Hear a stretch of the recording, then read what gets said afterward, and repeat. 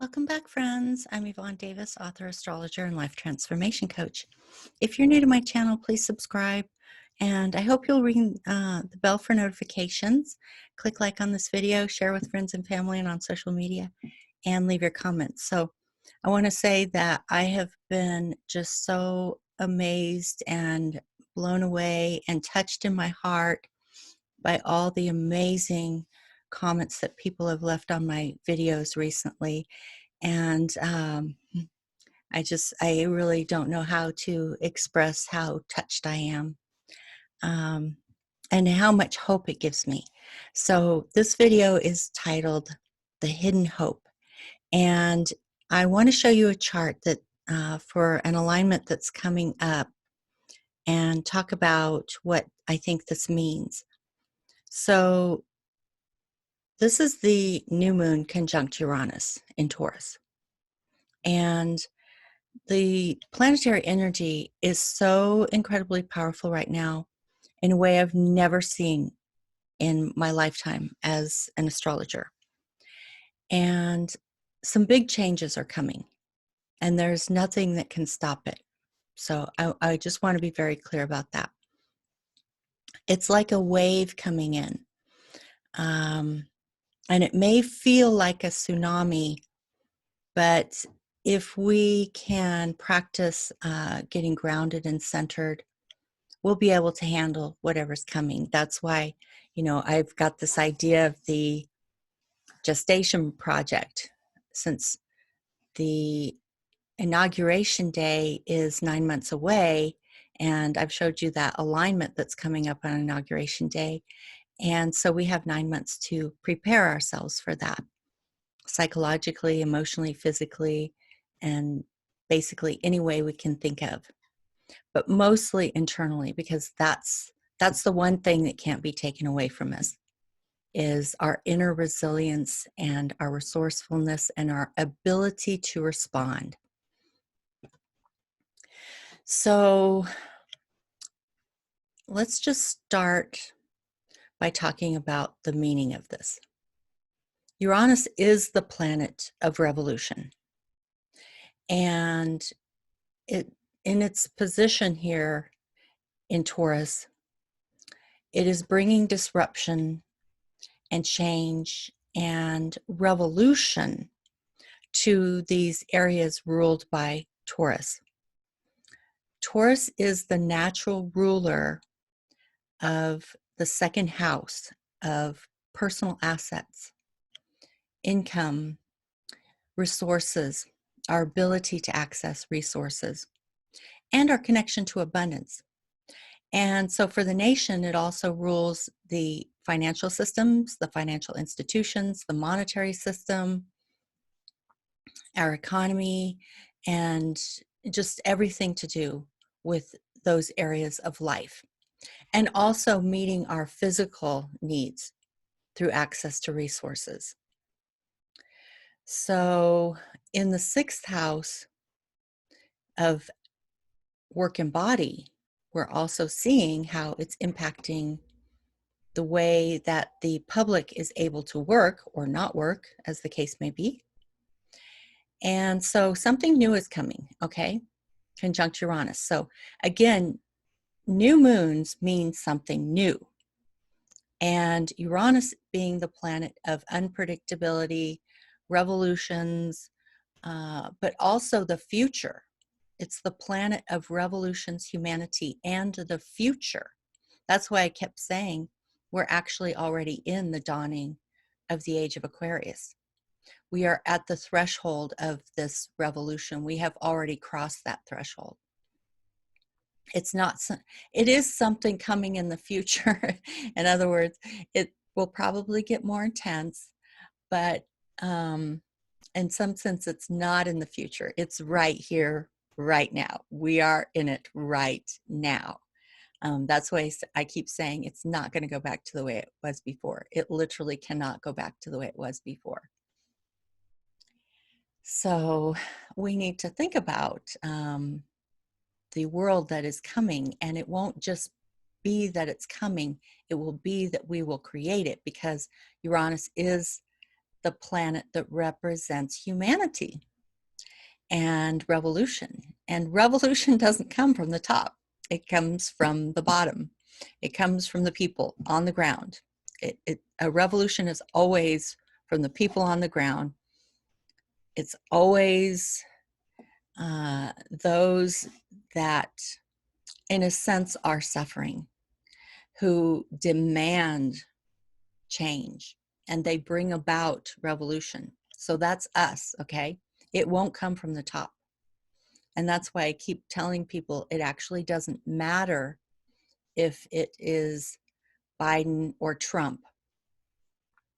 And I saw one of my viewers left a comment saying, now that Bernie's out, I don't care anymore because I don't see the difference between Biden and Trump.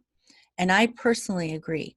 Now, I know some people believe that anything's got to be better than Trump. And I totally understand that feeling. I totally understand that sentiment. However, if you look at it from the perspective of divine intelligence, divine wisdom that is bringing about this revolution, it is orchestrating events such that we have no other choice but to bring about change, okay? And so if you're attached to the outcome that it has to be a Democrat, and in this case, I think it's safe to assume that the presumptive candidate, well, he is the presumptive candidate now, Biden.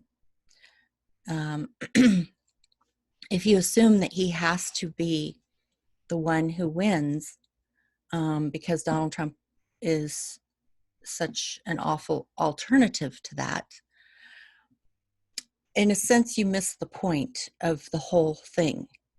And it's totally understandable why we would want to cling to what is known and cling to the familiar and not step out of our comfort zone. And yet, as with individuals, it is the same with nations. It is the same with our entire global species.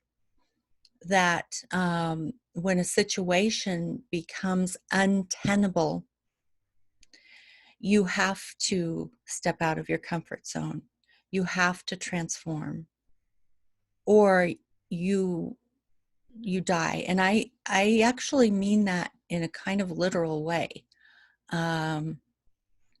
So you either have to have the death of the ego, which is the self that clings to the known.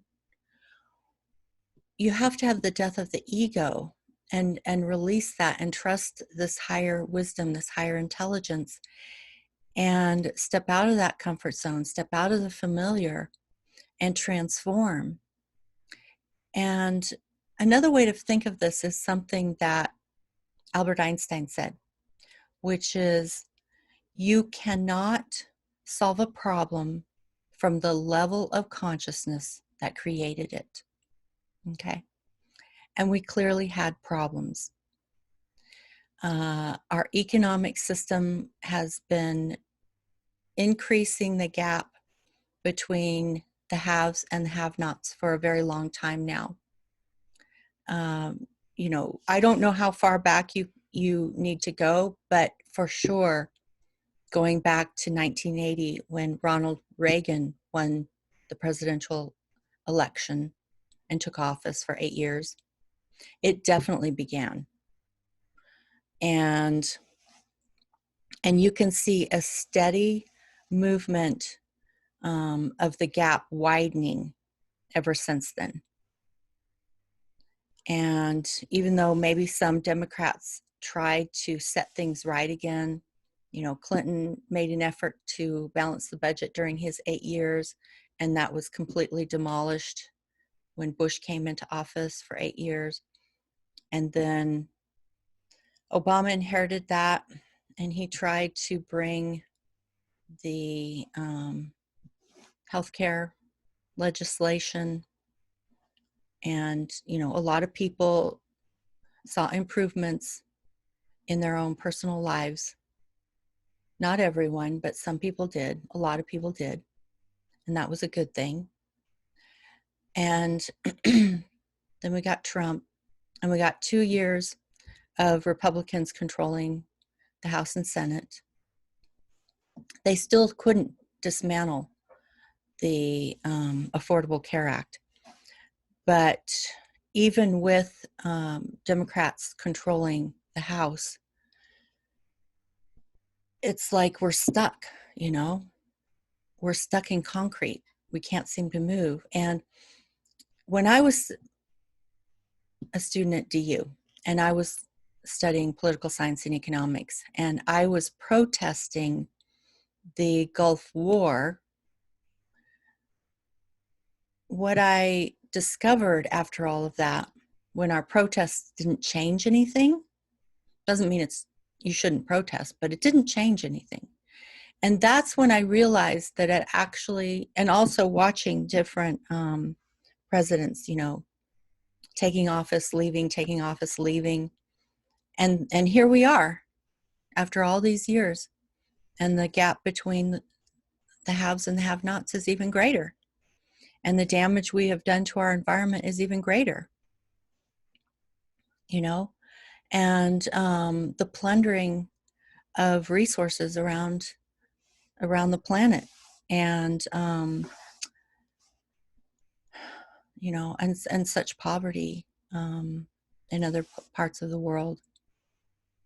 And you know, I could just go on and on and on, but surely you know what I'm talking about. And to go back to the way things were would be such a travesty, such a loss of opportunity to bring about change. I believe that that is why the universe and divine intelligence, divine wisdom has created this situation for us. And that is the hidden hope, that it has created an opportunity to force us down a new path, not down the old path. The old path is one old white man against another old white man, both of them part of the power and wealth elite. And it's not that I'm not saying that, you know, Biden is probably has more integrity. I tend to believe he has more integrity. And yet I don't believe that he is going to bring about the radical change that we need. You know, I just don't think, I mean, I'm sorry, but I just don't think he can. I don't think he can. I don't think he will. And in some sense, Trump is in a way, in a very strange and ironic way, actually better in terms of bringing about this revolution, because he is so out of his league. And we can see that so clearly. You know, as I've said before, that he's literally doing the best he can. And that is a massive message to us. And it's not a message of hate. It is simply an understanding of what is. And when I look at him, I no longer feel anger. I don't feel hatred. I don't even feel frustration anymore. I just look at him and I see a child. I see a child who is so out of his league. It's, if we were watching this in a movie, we would be laughing, you know. And yet that can actually be part of the hidden hope, because what we see is that if our leaders are so out of their league that they are children playing in a sandbox, we need to step up to the plate. That's the way it's going to happen. And so this is the irony, and I think this is actually the hidden hope, and I think this is actually why things are going in the direction that they are going, is that this is the only way that we will step up to the plate and bring about the changes that need to happen. Because, like I said, we are, according to the definition of a mass extinction, we are literally in the sixth mass extinction right now. And we have not made any real effort to change our behavior as a species, as a nation, to bring our behavior into alignment with the reality that we live on a finite planet and that we are in the sixth mass extinction, and that it is caused by human behavior. And therefore, if we want to stop the damage, we have to stop our behavior. We have to change our behavior. And the leaders are not going to do that for us. It's so obvious. I mean, anyone who can't see that, in my opinion, is living some kind of delusion, self-delusion. Then hope that that somehow they can save us. And I don't hold out hope for that. I hold out hope for the people, for the revolution that we will bring if we step up to the plate. So I think that that's why this is all happening. That's the meaning of Pluto here. And that's the meaning of Jupiter conjunct Pluto. And that's the meaning of Pallas Athena, the warrior goddess of arts and crafts and strategy. She is trying to give us the power to create something new. And that's the meaning of Saturn here squaring this new moon conjunct Uranus in Taurus in the sixth house of work and body. And that's the meaning of Neptune, opposite Neptune. This is our public sphere, how we present ourselves to the world. And this is our home, our homeland. And we are in the process of reconsidering our values because there is a problem that we have to deal with. Also note, Mercury is here conjunct Chiron. Mercury has some information to share with us, and it's related to the wounding, okay? There's a deep wounding occurring in our country right now, and we need to do something about it. And so we are, like Venus here, conjunct Vesta, the protector goddess of the home, sheltering in place to protect people. And the North Node, the direction of our evolution in Cancer, Cancer is ruled by the moon. Cancer represents the mother and the home and the nurturing. And the North Node, the direction of our evolution, is conjunct Venus. And Venus is the ruler of Taurus and all of our material well-being. And we need to create something new with the North Node here, conjunct Venus, in our 8th house of joint resources and joint finances. This is our economy, our financial system. It's the monetary system, the currency, all the ways, all the resources that we have, all the ways we access resources. It has to change. And the only people that are going to do it are the Uranus people, the revolutionaries. And it doesn't have to be violent. There have been examples of nonviolent revolutions that have been successful. And this one can be successful too. So there is hidden hope here. And also, this new moon conjunct Uranus in Taurus is sextiling these planets up here, like Jupiter and Venus and the North Node. So there's a lot of divine support for creating something new. But we have to start by letting go of clinging to the old ways, of clinging to the familiar, of clinging to the idea that the president, no matter who he is going to save us. It's not going to happen. Because even Biden will be beholden to the money and power elite, to the corporations, those who have money and power, and the lobbyists. Just like in the past, it'll be the same.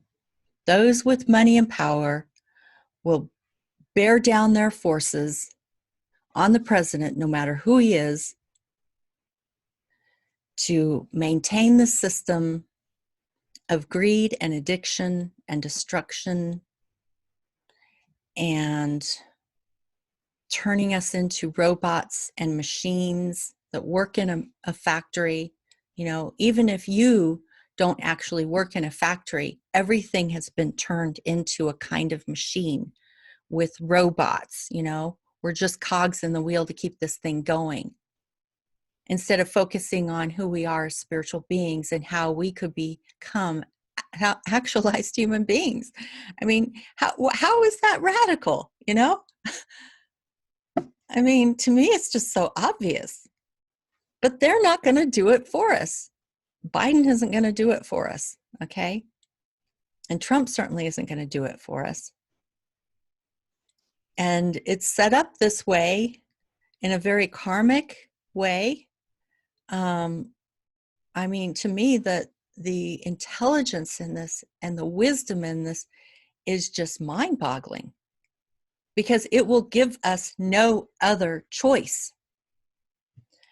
Because what will happen is, this is April 22nd, and Pluto is stationary retrograde.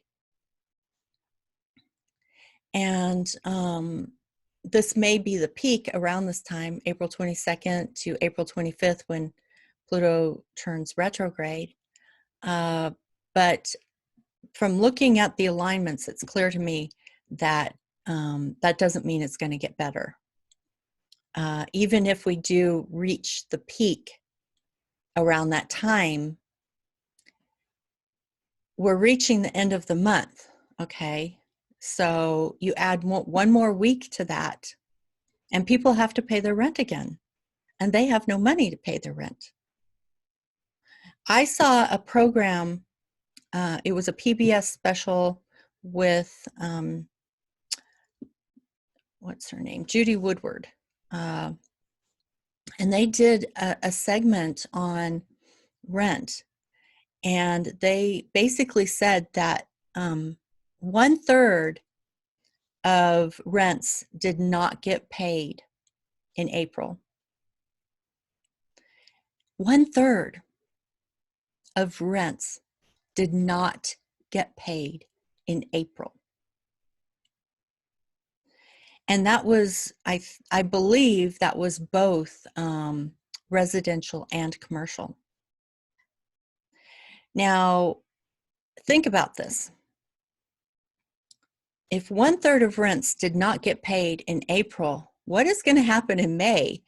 It's not like these people who were laid off or whose businesses had to close. It's not like they were making money in April in order to be able to pay the rent on May 1st. And so now there's going to be 2 months behind, okay? And on and on and on, and I don't know what's going to happen. But I suspect that basically we are about to see a collapsing house of cards. And in the midst of a pandemic, you can't throw people out on the streets, okay? I mean, why did we go through all this to begin with? Just to throw people out on the streets? That wouldn't make any sense, So as time goes by, and I don't think that the pandemic is going to get better, even if it peaks at this time, because as the numbers go down and reach a low point, they may open things up again. But will those businesses still be there to function? I don't know. I guess we'll find out. That is a question. That is a question I can't answer, but I can tell you that the way the alignments are unfolding this year, that I do see it getting worse before it gets better. And that's a judgment based on what we think it should be, okay? But divine intelligence, divine wisdom has something better in mind for us. And if we can stretch our vision far enough into the future, we could envision how we solve this problem, okay? And we're not going to be able to solve this problem from the level of consciousness that created it. We have to have a revolution in every sense of the word. We have to literally throw out the old system and come up with something completely new. Because after 3 months or 6 months or however long it takes, because I suspect we won't see relief until at least mid-November, even if it comes in waves, which I think it will. We won't really this is my opinion, just simply because of the way the planets are moving. And yet, the way we've seen Pluto and Jupiter conjunct behaving, the energy flowing. See, again, the universe has different ideas about good and bad, about favorable and unfavorable, that are different than what we think. And so when the energy is flowing, that just means it's flowing. It's flowing really, really, really well. And it turns out that the way this energy is flowing is bringing about the meaning of the planet Pluto. Pluto is all about death and rebirth and transformation. And we are seeing it in a very literal way. And while Pluto is the planet of wealth and power, Pluto also insists that it be built on integrity. And when it's not built on integrity, when there's an abuse of power, there will be a revolution with Pluto as well, when it turns retrograde and then direct again. So it turns retrograde on April 25th. So it's already stationary retrograde at the time of the new moon, conjunct Uranus. More disruptions will come, something new, rebellion, all the things that relate to Uranus will come. More intensity with Pluto stationing retrograde. And then when it turns direct and makes another exact conjunction to Jupiter in mid-November, it may be that the intensity of that energy brings more death. It's a strange thought because of the fact that we humans think that when the energy is flowing, that means something good is happening. And I think good things are ultimately going to happen, but we may have to experience the intensity of this Pluto transit to our nation and all the things that Pluto transits bring.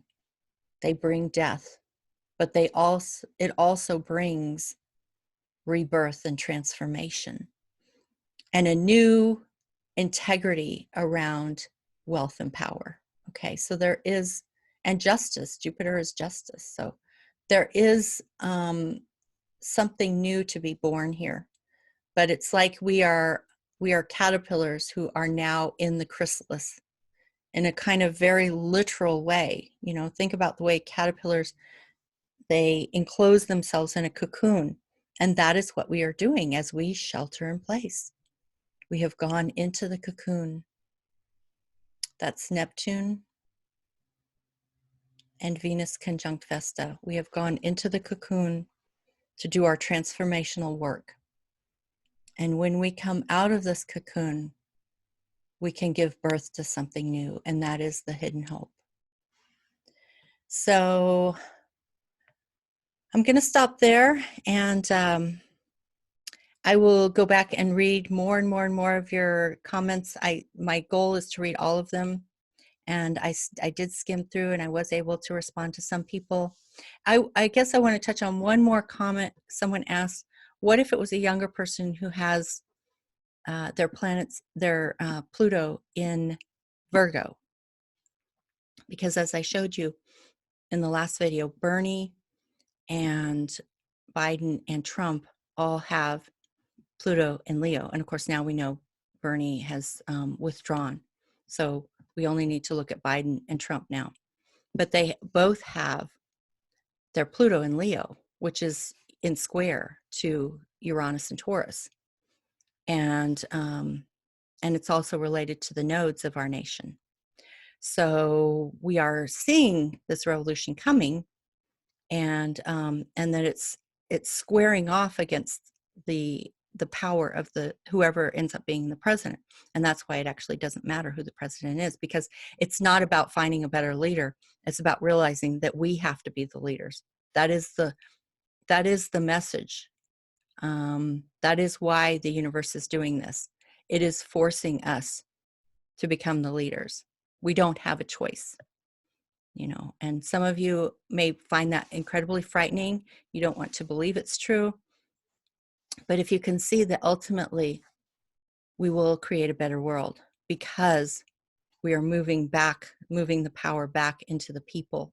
And that is true democracy. So, because we're going to have to solve the problems of people have no work. They can't pay their rent. I mean, you can't throw a whole nation. You can't throw 1/3 of the population out on the streets. You just simply can't do it, especially in the middle of a pandemic. So we have to find a solution to this problem. It is going to force us to restructure our entire economy. And that is the hidden hope. So to go back to this question of what if somehow we got a president who had his Pluto in Virgo, and that may come in the future, maybe 4 years from now, we'll see. But at this point in time, it's, first of all, it seems unlikely, because something would have to happen to Biden or Trump. Like they would have to die or become so incapacitated, or for some other reason they would be pulled out of the race, which seems unlikely. But also karmically, I don't think that's going to happen, because of the fact that this revolution is supposed to happen. It has to happen. It will happen.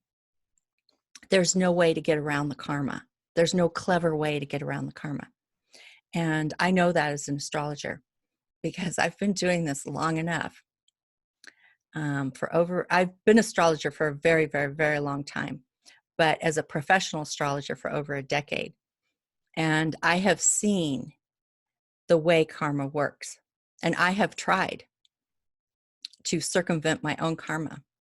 And I have discovered that you literally cannot circumvent your own karma. And this is the karma of the nation. There is no way to circumvent it. There's no way to change it. It is going to happen. It will happen. It is happening now. And the best thing for us to do is to see the hidden hope, to see that the challenge, as we step up to the challenge as spiritual warriors, that we have the opportunity to take back the power and to decide what kind of world we want, and to create it, that we become the leaders. So again, let's take the next 9 months to gestate a new self, a new kind of resiliency and resourcefulness and ability to respond to the coming revolution. All right, so that's it for today. And again, I will go back and I will read all of your comments and get big smiles on my face and hope in my heart. And then see you in the next video. All right, so that's it for today. I'll see you again later. Love you. Bye-bye.